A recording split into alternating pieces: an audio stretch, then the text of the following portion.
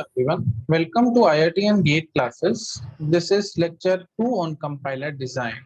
And in this lecture, we are going to start our first phase of compiler, that is lexical analysis. Okay, according to syllabus of compiler design, it is your second topic.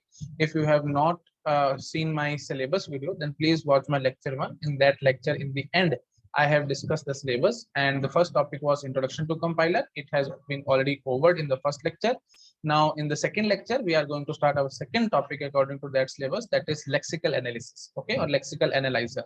So it is the first phase of compiler, as you have already studied in my first video.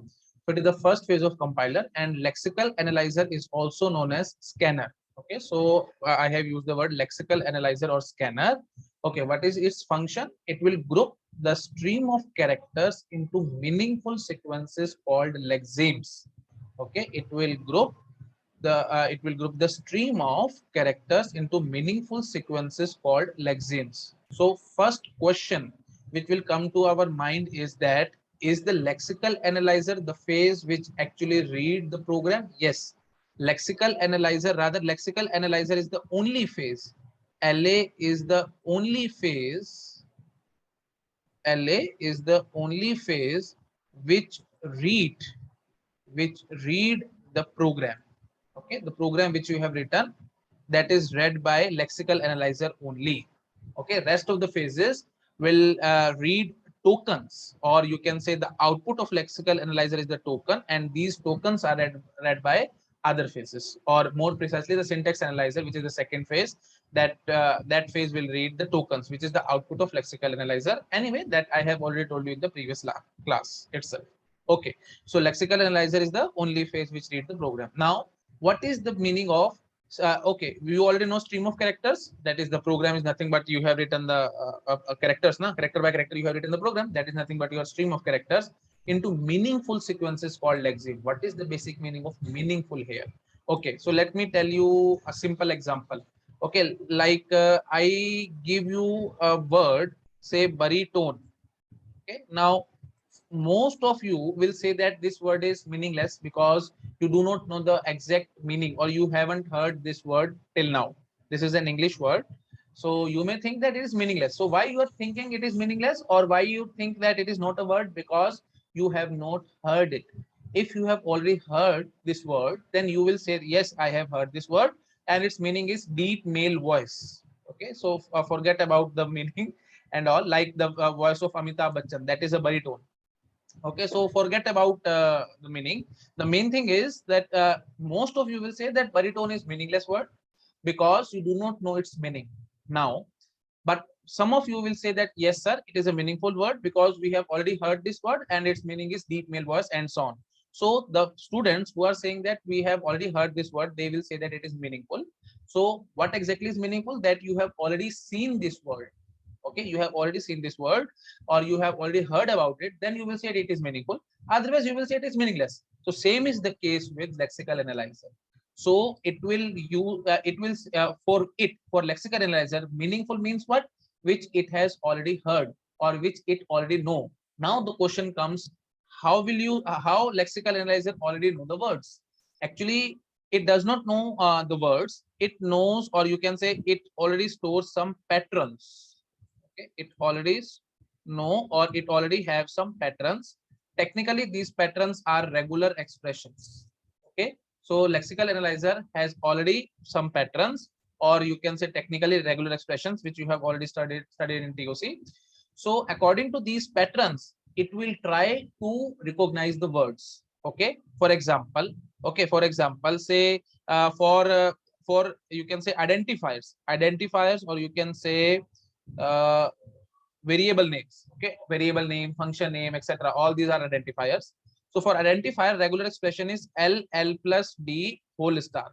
I am talking about C language. Okay, so letter followed by letter plus digit ka whole star. That means what? Any letter followed by letter plus digit. Okay, so first you can say it should start with a letter. Then after letter we can have any number of letters or digits. Okay, this is the basic rule for defining identifiers in C language. Now, if you see, say ABC, now what will lexical analyzer will do? So it will read this A, Then after that it will read this B, then after that it will read this C. Now I think there should be a space or semicolon. Okay, say for example we have a semicolon. Now it will group these three words or these three letters, and it will say, okay, I have recognized one pattern, and that is nothing but your identifier. Okay, like this it will identify. Similarly, okay, this semicolon is you can say identifier is also a lexeme. Why it will be a lexeme? Because see, the semicolon is also a lexeme because for it the pattern will be semicolon itself. So semicolon will be stored in inside lexical analyzer as a pattern. So it will recognize the semicolon. Now equal to, double equal to, these are operators and so on. So each and everything, see, whenever we say we have installed the C language compiler, that means what we have already installed all these things. Okay, so in case of lexical analyzer, or you can say compiler design first phase, all these things will be already installed. Okay, so you do not worry about it. So all these things will be installed in compiler. So lexical analyzer will definitely recognize all these things. Okay, semicolon, assignment operator, okay, double equal to operator, and so on, plus operator, plus operator, and so on. So the question may come that how will it identify plus or plus plus? Okay, so let me say you have written x plus plus y. Now, first of all, it will read this x. After reading this x, it will read plus. So now it will conclude that, okay, x is an identifier. So it will be a lexeme. Now plus, after reading plus, it will not immediately say that plus is the operator. It will read the next character and then decide. So next character is also plus, and then it will read the y. After reading y, it will say, okay, plus plus is operator. Okay, now it will read y. Okay, after y, say suppose we have semicolon. Now after reading y, it will read semicolon. Now after reading semicolon, it will say, okay, y is identifier. Okay, and then after reading semicolon, it will say, okay, semicolon is nothing but your you can say punctuation symbol, or you can say it will be also a lexeme. Okay, so now you have read x plus plus y semicolon, all these will be lexemes. I hope I have made the point clear to all of you. So lexemes means what? Whatever lexical analyzer will read, and it will group them into meaningful sequences. So for lexical analyzer, meaningful sequences means for whatever pattern is matched, that will be a lexeme. Okay, so plus plus will so it will read plus, then again plus, then y, then after reading y, it will say, okay, plus plus is an operator. Okay, I hope I have made the point clear to all of you. Okay, now one important point is coming. Please try to concentrate. Okay, for each lexeme, lexical analyzer will produce as output a token. Okay, let me read this line for you. See, I have already written, for each lexeme, lexical analyzer produces token as output. So what exactly will be a token? See, now this x is read from program itself, so it will be lexeme. Now token will be, for example, see, this entry for x is made in symbol table. I have already told you in the previous class. See, row number 1 and entry is for x. So token will be id comma 1. Okay, so token will be two tuple, or you can say two things in we have in tuple. First is the name of the you can say your lexeme, and the second will be the entry in the symbol table, or you can say token name. Id is the token name, and 1 is the entry in the symbol table. Okay, now this operator plus plus, actually it will not be stored in symbol table, because I have already told you that in symbol table the names which you have given or programmer has given, that will be stored. For example, identifiers, okay, name of variable, name of function, etc. So it won't be stored in symbol table. But for C, whenever plus plus is read from the program, it will be a lexeme. Now plus plus like this will be a token, and this token will be given to syntax analyzer. Okay, so whatever is read from the program, that is a lexeme, and for that lexeme, lexical analyzer will produce token of this format. Okay, I hope I have made the point clear. So for x, token will be id comma 1. For plus plus, token will be plus plus. For y, it will be say id comma 2. For semicolon, token will be semicolon within brackets like this. Okay, so let me do it properly for you. Okay, so that you get the proper clarity. X plus plus y this. Okay, so now this x is lexeme. Now id comma 1. id is the name of the token, and 1 is the entry in the symbol table. Okay, now this plus plus will be lexeme, which has read from the program. Now this plus plus within bracket like this will be a token which will be given to syntax analyzer. Now this y will be say id comma 2. Now, why is the lexeme which you have read from the program? So again, I am speaking. So whatever thing is read from the program, that is a lexeme. Okay, or meaningful sequences you have read from the program, that is a lexeme. And for each lexeme, lexical analyzer will produce output as a token. So ID comma 2 will be token. Okay, now for semicolon, semicolon is read from the program. So semicolon like this will be a token. Okay, so now see here carefully. Okay, so if we read, see, we read semicolon here, here, we have some lines in the program. So this will be a lexeme. Now output will be semicolon like this. For this also semicolon like this. For this also like this. Okay. So for these three semicolon, these three are lexemes, and these three lexemes will correspond to one token, that is semicolon within angular brackets. Okay. So this will be a token, and these three will be lexemes. So whatever you have read from the program, that is a lexeme, and for each lexeme, whatever output is produced by a lexical analyzer, that will be a token. So this, I am assuming this is the output of the lexical analyzer. So it will be a token, and these three will be lexeme. So I hope I have made the point clear, and I have properly distinguished between what exactly is lexeme and what exactly is a token. Okay. Yeah. So please try to note it down carefully, and I will jump to the next slide now. So I hope I have made the point clear about what exactly is lexical analyzer. So in the end, I can directly say that lexical analyzer or scanner group the stream of character into meaningful sequences called lexemes, and for each lexeme, lexical analyzer produces token as output. Okay, so lexical analyzer is the only phase which read the program. Okay, so lexical analyzer will read the program, and no other phase will read the program directly. Okay, yeah, and I have already told you what exactly is the meaning of meaningful here and so on. Okay, so lexical analyzer, how lexemes will be made by lexical analyzer? Actually, it will match match the, you can say, stream of characters with pattern. So whenever a pattern is matched by lexical analyzer, that will become a you can say, or whenever stream of character is matched with a pattern, then that stream of character will become a lexeme. So whatever is read from the program, that is a lexeme, and for each lexeme, lexical analyzer will produce as output a token. Okay, so I hope I have made the point clear. So please try to note it down carefully till here. Please note it down, and now till here, please note it down. Okay, yeah, and this also please note it down. Pause the video and note it down properly. Okay, yeah. So now I am jumping to next slide. So lexical analyzer is clear. Now you may think that lexical analyzer will keep on producing token blindly. That means you may think that, see, this is your program. Now this entire program will be converted to tokens. Okay, and then these tokens will be given as given as input to syntax analyzer, and then parse tree will be made, and so on. See, actually this is not a good idea, because first you will read entire program and make the tokens, then syntax analyzer will read all these tokens and make parse tree, and so on. So directly and indirectly you are reading program multiple times. So what is the use of reading this program multiple times? Better is tokens making, that means lexical analyzer and syntax analyzer both should work simultaneously, and that is done with the help of see, that is done here. Okay, so parser or syntax analyzer. And let me tell you one more thing. You may think that lexical analyzer will start automatically. No, it is not the case. Actually, parser will start first. So whenever a program compilation start, then parser, or you can say syntax analyzer, it will start first. Then it will request the lexical analyzer. Okay, parser will start first. It will request the lexical analyzer to give token. Now lexical analyzer will produce one token and it will give it to the parser. That means with the help of take token function. Okay, so this is nothing but your I think you have studied interprocess communication in operating system. If you have not studied, then don't worry, you will study them in operating system.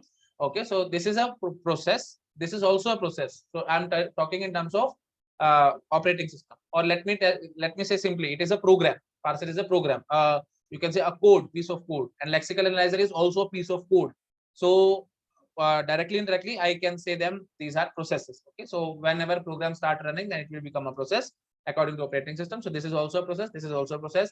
Now this process, parser, will request lexical analyzer process to give the token. So these two processes are communicating with each other. Now that's why I have used the word interprocess communication. So parser and this interprocess communication is done with the help of two functions, give token and take token. So parser will say give token to lexical analyzer. This lexical analyzer will say, oh, take token. So parser will request lexical analyzer. The lexical analyzer will produce token and give it to parser, and so on. This cycle will keep on going. So one token, parser will request one token to lexical analyzer. Lexical analyzer will produce one token and give it to parser. Now lexical analyzer will stop. It will not continue to making tokens. Okay, so when as and when tokens are requested by parser, lexical analyzer will produce them and give it to parser. That is the basic rule. Okay, so lexical analyzer will not blindly make the token. Or let me. So you may think that lexical analyzer is just like a lazy man. He's a very lazy. So when parser will say that please give me, then lexical analyzer will give. Otherwise, it will not give. So I hope I have made the point clear. Yeah. Now see. So parser and lexical analyzer both will you can say communicate with symbol table for whatever reason they want. Okay. So they can.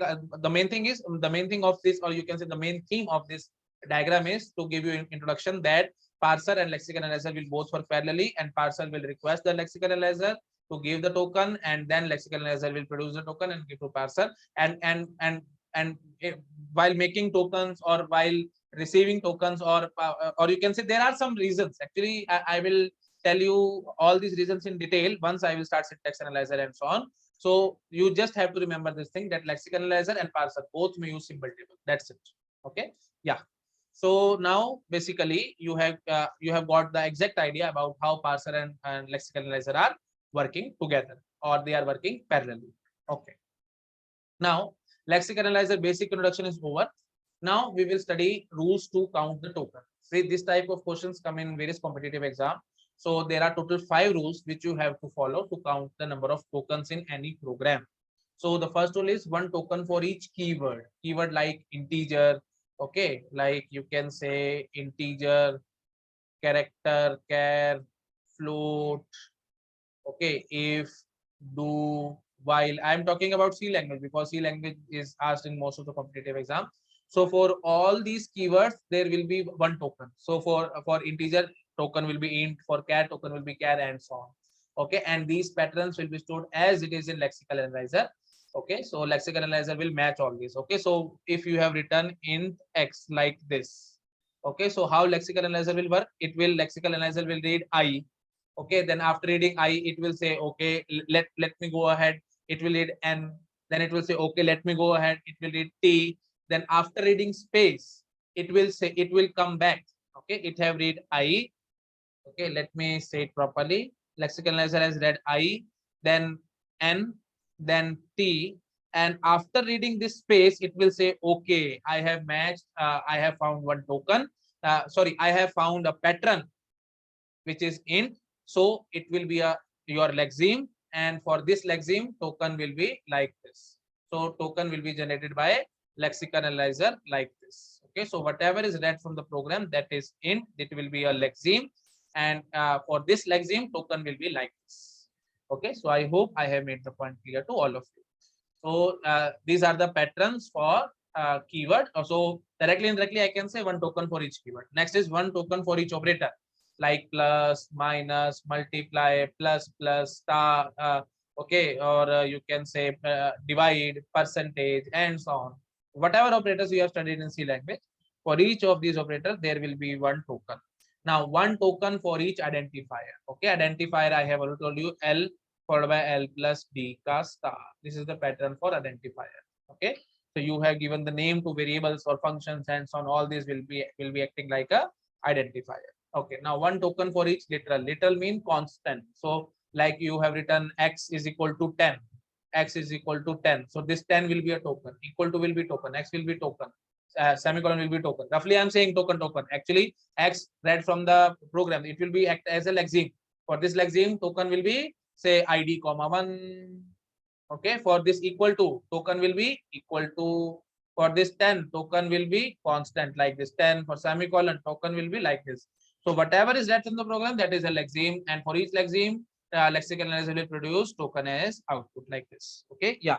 So one token for each literal like 10. Okay, or you can say a character constant, string constant like ABC, and so on. Now, one token for each punctuation symbol. Punctuation symbol means like bracket. So please do not consider it as a single token. It will be two different tokens. Okay, one token will be this opening bracket, and one token will be this closing bracket. Okay, similarly, curly brackets, okay, or punctuation symbol will be semicolon, or comma, and so on. All these things will behave like a token. So I hope I have made the point clear. Now we will go and now we will jump to next slide and we will see some questions regarding how to count the token. So one token for each keyword, one token for each operator, one token for each identifier, one token for each literal, one token for each punctuation symbol. Okay, so please note it down carefully, and I am jumping to next slide. Yeah, the question is this: int xyz semicolon, how many tokens are there? So directly you can say now one token int, then x, then comma, then y, then comma, then z, then this. So 1, 2, 3, 4, 5, 6, 7. So total 7 tokens. Okay, please note it down carefully, and I will jump to the next question. Okay, or if it is not visible to you, then let me show you properly. Yeah, so these are all the 7 tokens. Answer will be 7. Okay. Int x, comma, y, comma, z, semicolon. All these will be tokens. How these are tokens? Please see the previous slide or rewind the video if you have any doubt. Now, next, printf this. So you may think, see, printf is the name of function. It will be identifier, so it will be one token. One token will be this. Okay, so let me do it like this. This will be one token. Now, second token is the opening bracket. You may think that this is third token, this is fourth token, and so on. No, I have already told you. Please see the previous slide that literal or string constant. Okay, literal means any constant. So string constant, one token. This entire thing will be one token. So this entire thing will be one token. Okay, so 1, 2, 3, then 4. Okay, this comma 4, then a variable 5, then 6, and then 7. So total again here 7 tokens. I'm roughly saying actually printf will be lexeme. For this lexeme, token will be id, comma 1, and so on, whatever may be the value in the symbol table. Okay, and for this opening bracket, token will be like this. Opening bracket in the angular brackets, it will be a token. Okay, and for this also, for comma also token like this. For x, id, comma 2. Okay, and for closing bracket, this will be a token. For semicolon, this will be a token, and so you already know all these things. I'm just repeating all these things again and again. So please do not get confused. Roughly, I will keep on saying that this is a token, this is a token, this is a token, and so on. Okay, but please try to get all these things meaningfully. Okay, so printf is a token and so on, but actually it is a lexeme. For this lexeme, token will be id, comma 1. Okay, please do not get confused. Roughly, I will keep on saying one token is printf, one token is this, one token is this, because we are counting tokens. That's what. Okay, yeah. Next, this. So how many tokens are there? One token, 2, 3, 4, and 5. So total 5 tokens. Okay, so see, you may think that, sir, you can count it like this also. No, we will not count like this, because lexical analyzer or scanner will move from left to right. This is the English language. Nah? It will move from left to right. If it has been Urdu, then we should move from right to left. Nah? So this is English language. We have to move from left to right. Okay. So for triple equal to, see, this equal to, it will read this equal to, lexical analyzer will point to the first symbol, that is this equal to, it will read equal to. Now it will read the next equal to. As soon as it will read the next equal to, it will say, okay, token is like this, or lexeme will be double equal. Okay, so I hope I have made the point clear. So please do not get confused here. So I have already told you that after reading the next symbol, it will say, it will think, your lexical analyzer will think about the previous symbols, or whatever thing should be grouped or whatever thing should not be grouped. Okay, so see, like this, int x, it will read this I. Now it won't say that. Okay, so you may think that lexical analyzer will say I is also a variable.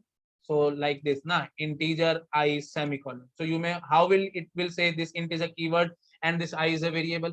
So it may think like this also. After reading I, it will say, okay, I is a keyword. I is you can say identifier. No, it won't say. That's why you can say to avoid such kind of error. Okay, so after reading this symbol I, it won't decide that is a token or not. It will jump to the next symbol, that is n. Now after jumping to n, again it will not decide. It will jump to this symbol. Now after reading this symbol, again it will not decide, and after reading this space, it will say that, okay, after reading space, it will say, okay, int is a keyword.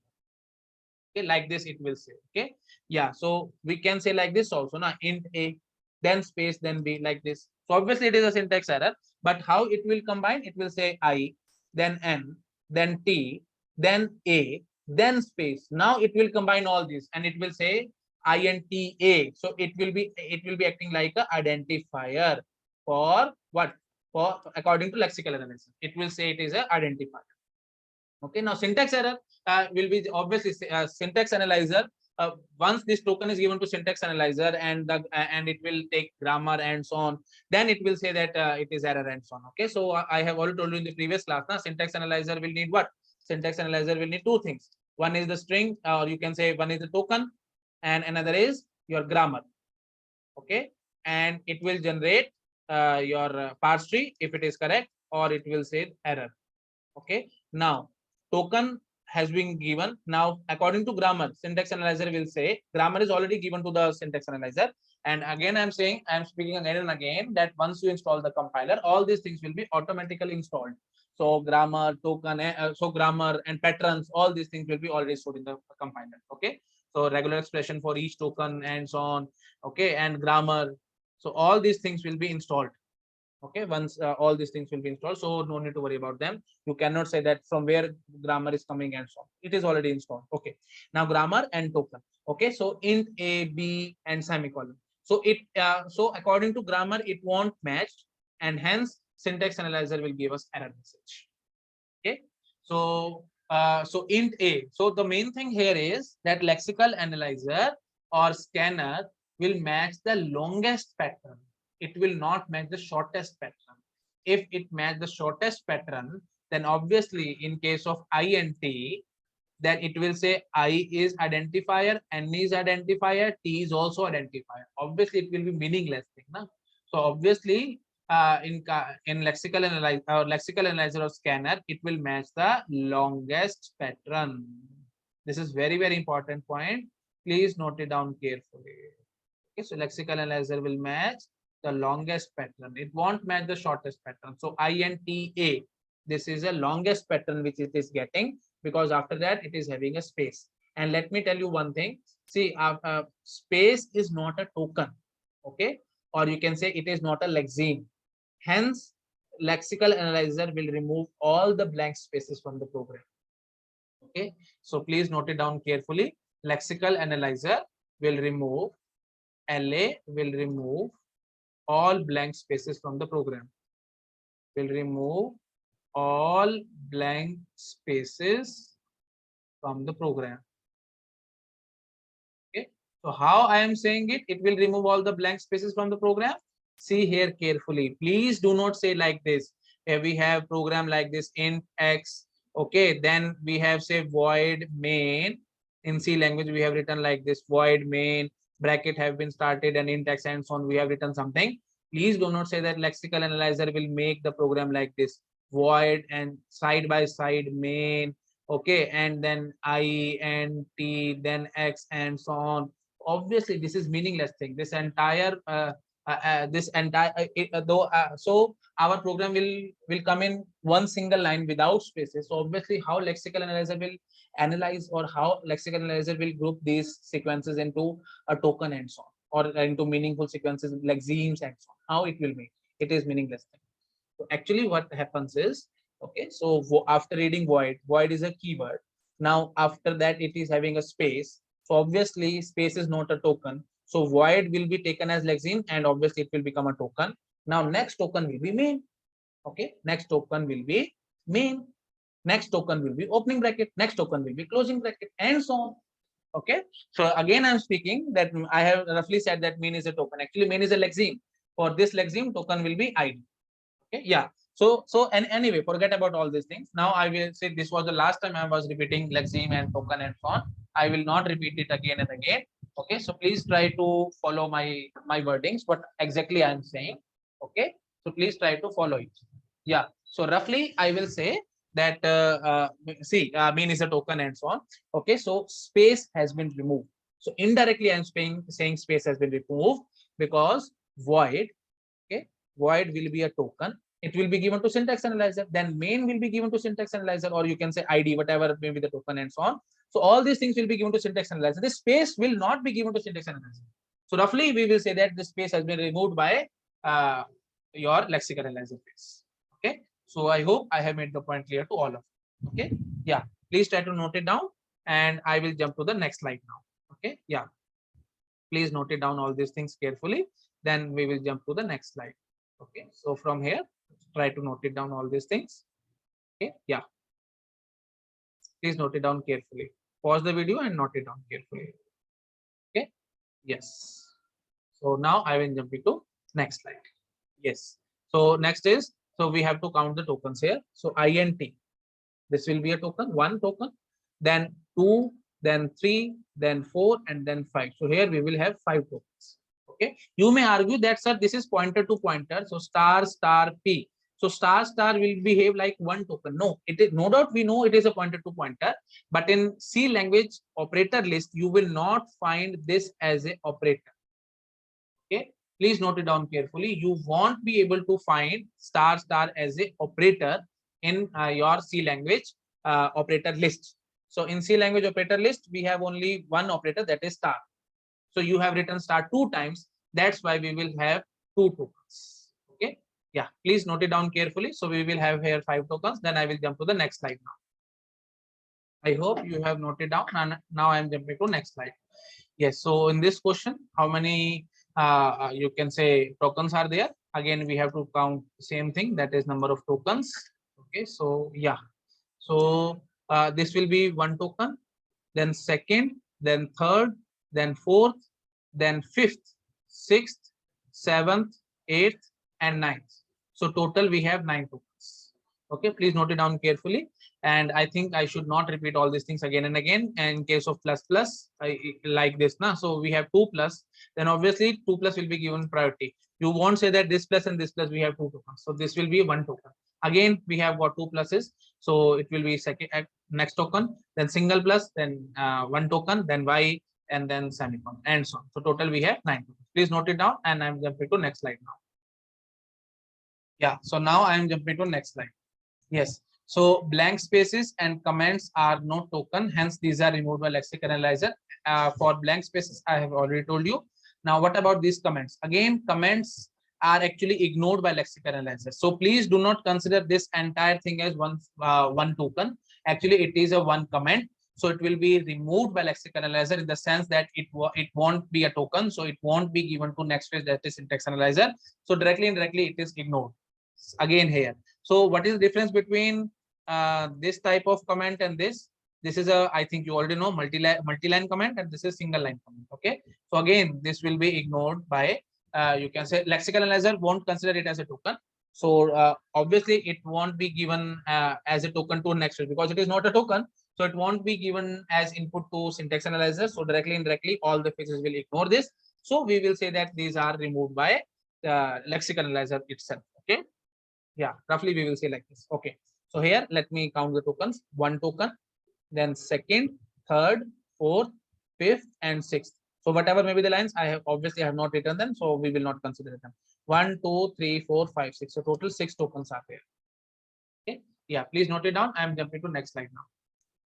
Yes, so now we are jumping to the third topic according to the syllabus, that is syntax analyzer or parser.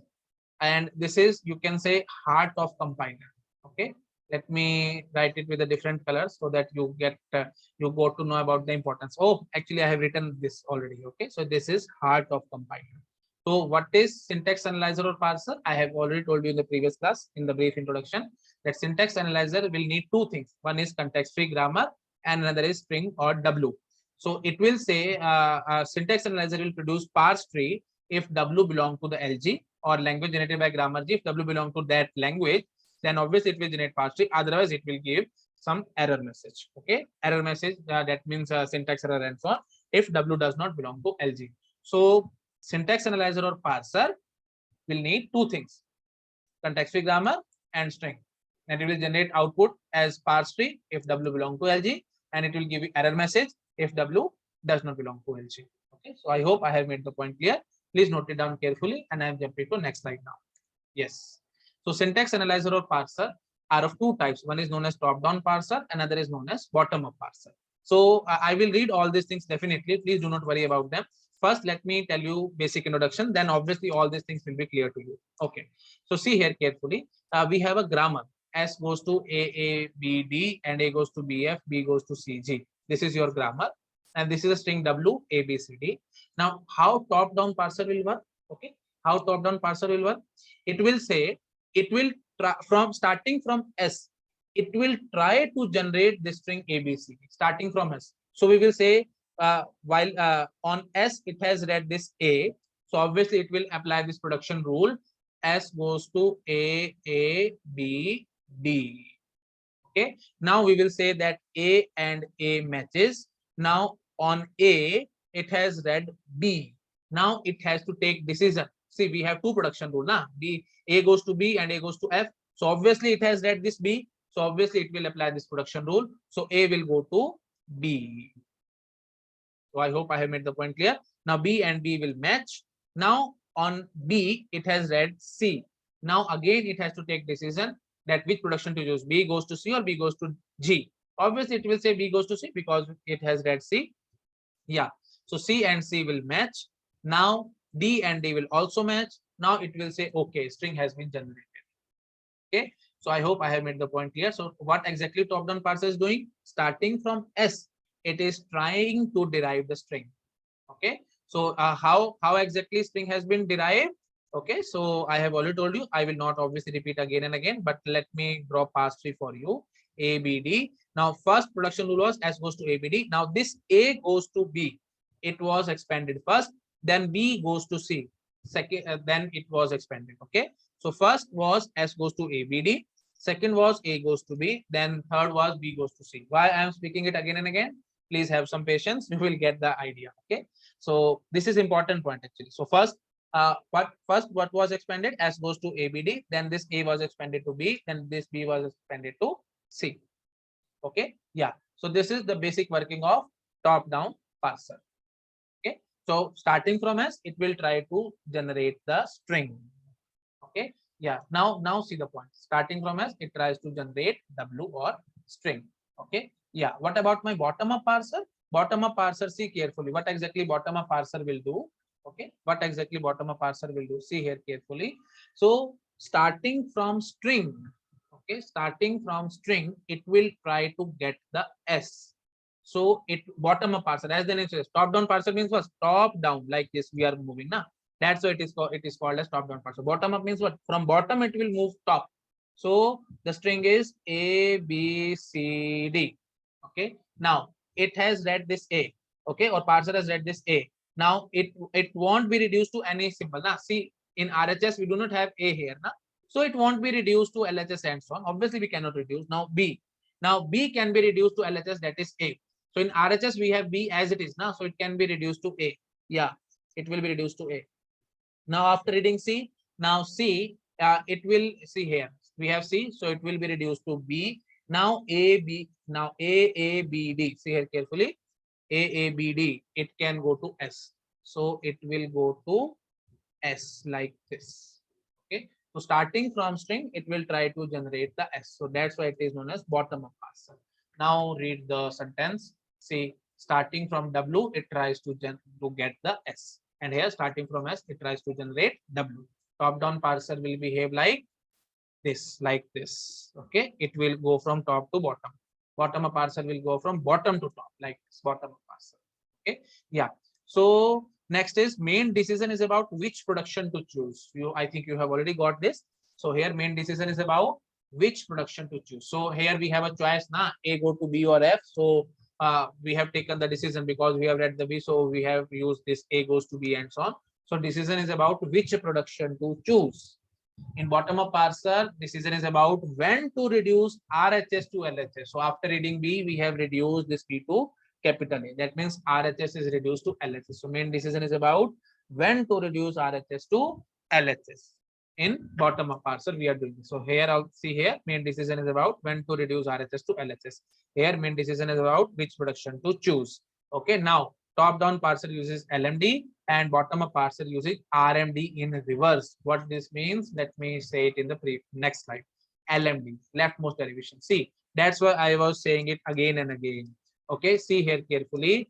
S goes to A, B, D. Now this A was reduced to B, B, D. This B was reduced to C, D. So actually, see, first we have done this. Okay, let me use different color. First, you have done this. S goes to A, B, D. Now, second was this, na. A was reduced to B. Third was this, na. So what is this? This is nothing but leftmost derivation. If you do not know all these things, then please watch my TOC lectures. You will get the idea. Leftmost derivation, as the name says, leftmost symbol will be expanded first. So leftmost is what? We have two symbols, A and B. Leftmost is what? A. So A was expanded first. Then B was expanded, and so on. So this is LMD. Now, in case of bottom-up parser, see here carefully. See what we were doing. Okay, let me do first RMD, then you will get the idea. Okay, yeah. So S goes to A, B, D. This B goes to A, B, D. This A goes to A, B. Okay, sorry. Actually, this B was reduced. Go to C, na? Yeah, A, C, D. Now this A will go to B, na? So A, B, C, D. So this is your RMD, na? You already know all these things. See, we have two choices, A and B. So which is in the extreme right, B. So we have expanded it. Now here we have only one. So obviously we will reduce this capital A to B. So there is no way out. But here we have a way. So we have reduced this capital B first. We have not reduced this capital A. So I hope you already know about LMDs and RMDs. I'm not repeating them again and again. Please watch my TOC lecture if you have any confusion. Okay. So finally, see here carefully. Now, obviously, this is the rightmost derivation. So from S, we are deriving string now. But actually, in bottom-up parser, we are from string, we are deriving this S. From string, we are deriving S in your bottom-up parser. This is your RMD. No doubt this is your RMD. But actually, bottom-up parser is not doing RMD. If question says bottom-up parser is doing RMD, you will say no, bottom-up parser is not doing RMD. Why bottom-up parser is not doing RMD? Because rightmost derivation. Derivation means from S we are deriving string. Basic definition of derivation means what? From S we are deriving string. But from S we are not deriving string. From string we are deriving S, or from string we are going to S. So it is not RMD. Okay, or you can say bottom-up parser is not doing RMD. Of course, this is your RMD. Okay, but bottom-up parser is not doing RMD. It is doing RMD in reverse order, because from string we are getting this. See here carefully. See in bottom-up parser what we have done. A, B, C, D. This B was changed to A or not? Here also C. See, just reverse. Just reverse. See from bottom to top. Just reverse. See from here. So this B will be changed to A. This bottom-up parser we have done this now. Now this C was changed to B. Bottom-up parser. See, in bottom-up parser we have done this, and in RMDC here. First step was this, then this was your second step, and then this was your third step. Now A, B, D goes to S. So obviously this will be our third step. So I hope I have made the point clear. So RMD in reverse is done in bottom-up parser, but in top-down parser, LMD is used. Okay. So RMD is not used in bottom-up parser. I am repeating again and again. RMD is not used in bottom-up parser. In bottom-up parser, RMD in reverse is used. Why in reverse? Because I have already told you. Derivation means from S you are deriving string, but it is not at all a derivation, because we are from S we are not deriving string. From string we are deriving this. Hence it is not a derivation. So we will say reverse of RMD, or RMD in reverse. Okay. Yeah. So I hope I have made the point clear. So it uses LMD and it uses RMD in reverse. Okay. Yeah. So so this is a very good example. Okay, this grammar is a very good example, which will give you exact idea of we have used here. Na main decision is about when to reduce RHS to LHS. When to reduce. Okay, so you may think from here, you may think that as soon as we got the RHS, we have reduced it to LHS. As soon as we read this B, we reduce to A. As soon as we read this C, we reduce to B, and so on. We have done immediately. Na? But in some cases, we cannot do it immediately. So that is the main decision which is taken by your bottom-up parser. So we have to reduce it to immediately, or we have to read the next symbol and so on, then take decision and so on. This is this is the exact crux of your bottom-up parser. Main decision is about when to reduce RHS to LHS. Okay. Now see here carefully. Okay. So you will get the idea. So this is the string A, B, C. Now how we will do it? Okay, so from point of view, from bottom up parser point of view, A B C. Now this A, see here we have this RHS. This A can go to S. Now if you reduce this A to S, now see SB to A na. So here we have got SA. We cannot reduce it. So you may think that okay, so let's move ahead. So this A will move to reduce to S. Okay, now this SB will be reduced to A. Now this C will be reduced to B. Okay, now this AB should reduce to S now, but here we have S. So we cannot reduce. So you may think that this is error message, or this string cannot be generated by this grammar. But no, actually bottom up parser will not work like this. Actually it will do a lot of background calculation, and we will, don't worry about it, how these background calculations are done and so on. We will study in detail in this parser topic itself. But let me say you here properly. See, A, B, C. This A no doubt can be reduced to S, but it will not be reduced to S. Okay, this A will not be reduced to S. So temporarily bottom up parser will delay this, because by doing background calculation, it will come to know that this A should not be reduced to S. This is the main decision which bottom up parser is taking. So this A will not be reduced to S, but this second A will be reduced to S. Now this SB will be reduced to A. Okay, now this C will be reduced to B. Now this AAB will be reduced to S. So we have got the success. That means from string we have got the S. So this string will be generated by this grammar, or bottom up parser will say succeeded. Okay, but if you work like this, that means blindly reduce this capital A to S, obviously you won't get the success. So this is the what this is exact background calculation. What exactly how exactly we got this and so on, don't worry about it. We will come to know all these things in subsequent lectures only. Okay, so just remember that this A is not immediately reduced to S, and this exactly is the main working of bottom up parser. That means when to reduce RHS to LHS.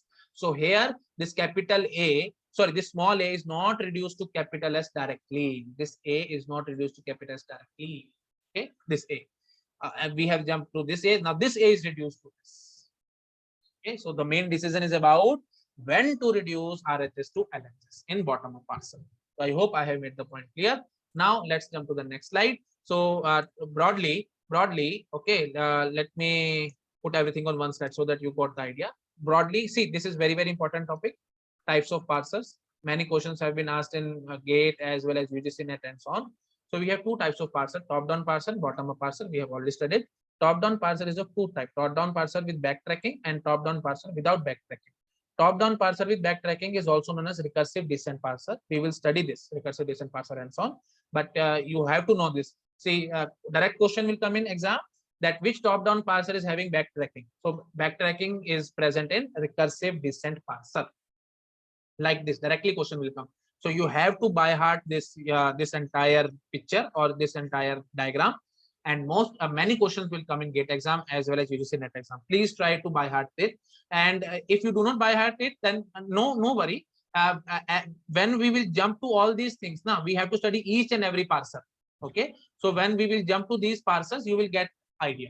Okay, but try to by heart it just now, so that you won't face any kind of difficulty in the subsequent lectures. Okay, so next is top-down parser without backtracking. Without backtracking is known as non-recursive descent parser, and it is also known as LL1 parser.